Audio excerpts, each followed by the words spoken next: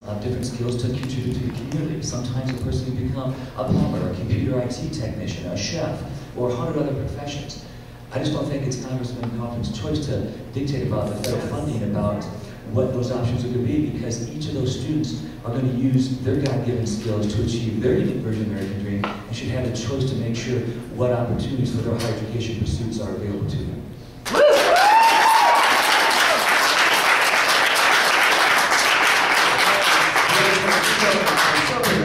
I was helped. I entered the United States Army after my junior year of high school. My mother went too crazy about that. And completed high school and an Army program. Went to college at the University of Colorado under the GI Bill. And obviously had the support from the Veterans Administration to do that. And I appreciate that. So I understand people needing help. In that little newsletter that I wrote, I never talked about I raised the issue merely from the standpoint that if the administration wants to have a gainful employment rule on trade associations where working class Americans go to school, they ought to have gainful employment across the board on all programs. And it's not fair to discriminate.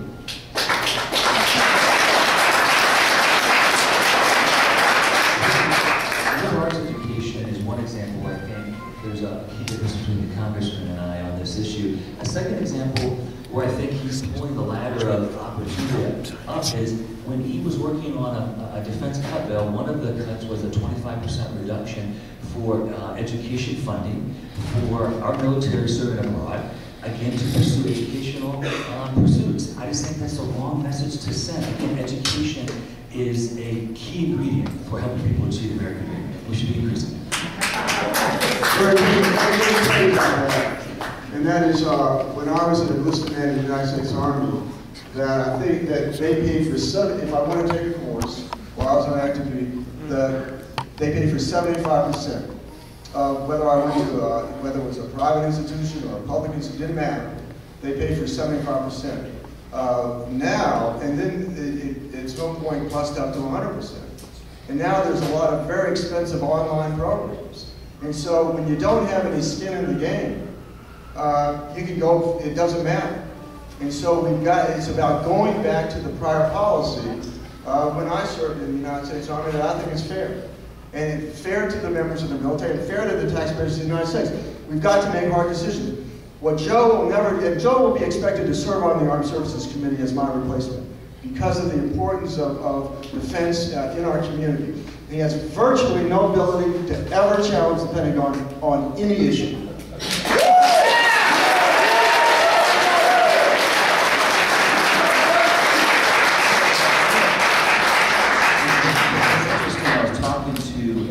Who's now enrolled in school full-time at the GI Bill. And he said, you know, I just want to thank everybody who helped me get to this position. And he's voted for me. And it was an interesting conversation because he was grateful for the 100% funding after he had put his life in harm's way.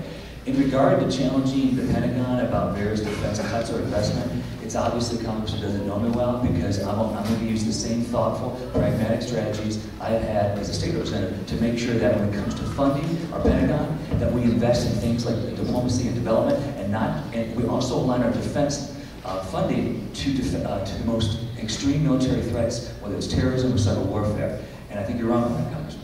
Okay, we're going to go to closing statements here, but obviously it's pretty open, so you feel free to respond to anything that's been said so far, or just within the last few minutes. We missed a question also, so I'm just going to phrase that in case you want to touch on it in your closing statements, and that's about the ads in the campaign, some of which have been fairly nasty. If you want to correct a mischaracterization about yourself from your opponent's level, whether in an ad or in a debate, feel free to do so.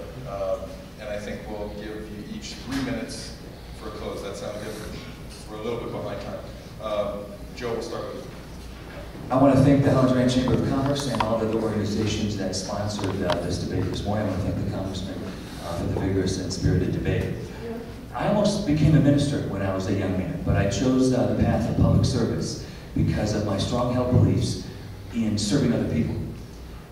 I was raised in a middle-class family. My dad was a school teacher, and my mom was a waitress. And I was taught if you work hard and you play by the rules, that your unique version of the American dream can come true. I still believe in that. I'm running for Congress because I want to reignite the American dream, restore job growth, and restore economic growth. And there are some real differences between the congressmen and I. I'm going to focus on things like Buy American legislation and renewable energy job growth to make Colorado the renewable energy job growth capital of the country. He's focused on tax cuts for companies that ship jobs overseas. I'm going to make sure that women's health freedoms are protected.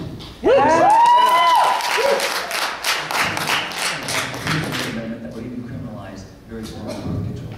And I'm going to make sure in a bipartisan manner that Social Security and Medicare and Medicaid are solvent for decades to come. He's representing and he voted for the two Paul Ryan Medicare destruction bills that turned Medicare into a private voucher program. Every day at the state capitol, when we're in session from January through May, we recite the Pledge of Allegiance. And we always ask a school-aged child to lead us in the pledge. I'll never forget back in January, a little girl about age 6, she was all dressed up, her parents had cameras ready to take photographs of her. She led us in the Pledge of Allegiance, and when she got to the phrase that said, "and justice for all," she yelled out the word justice, that it made the hair on the back of my neck stand up. Because this election is about whether we're going to have justice in our economy for all to rise to the economic ladder. Justice for women's health freedom, and justice to honor our commitment to our seniors. I realize I may not have a lot of friends in this room, but I'm going to, even if I don't earn your vote, I'm going to serve you with distinction and integrity. Thank you, and God bless you.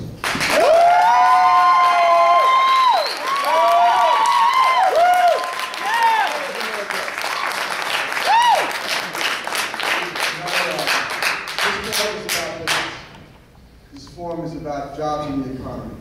So let's stay on track with that.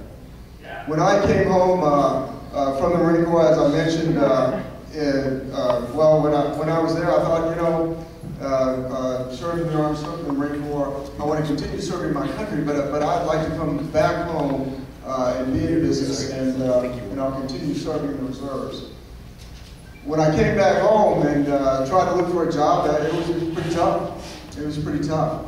And one day, out of frustration, I changed my resume just a little bit. Instead of putting that my last job was as an infantry officer in the United States Marine Corps specializing in amphibious warfare, I put down that I was involved in international real estate, specializing in the acquisition of beachfront property. So I ended up taking my savings and starting a small business. And let me tell you, the first 3 years were unbelievably tough. Unbelievably tough. 7-day weeks, often into the night. And a lot of times I couldn't get paid because I had to meet payroll before I could get paid. And even, it's kind of a little bit embarrassing, but in my second year, I kind of ran out of cash.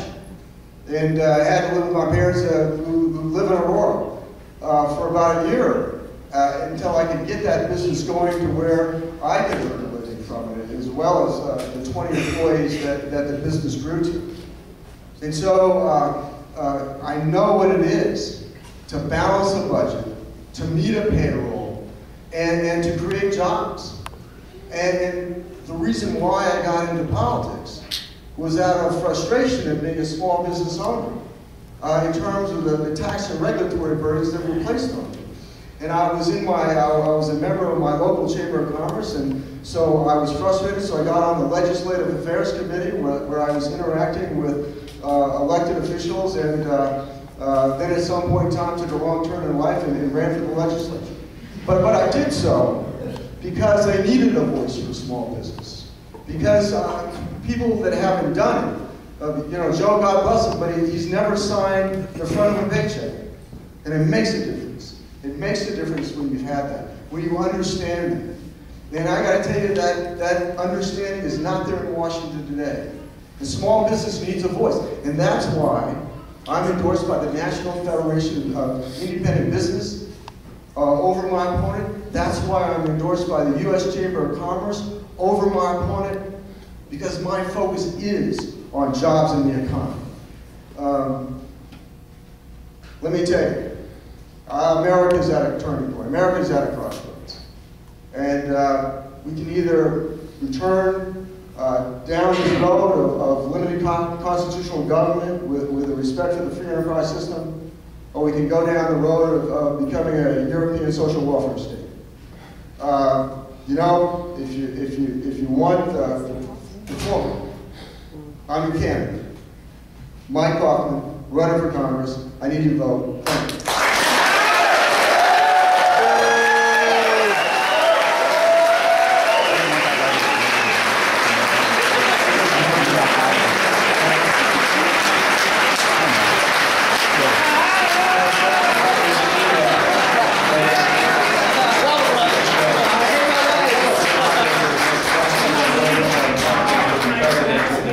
here and critique our moderators partially, but I think we need to make sure Eli knows and put a good document.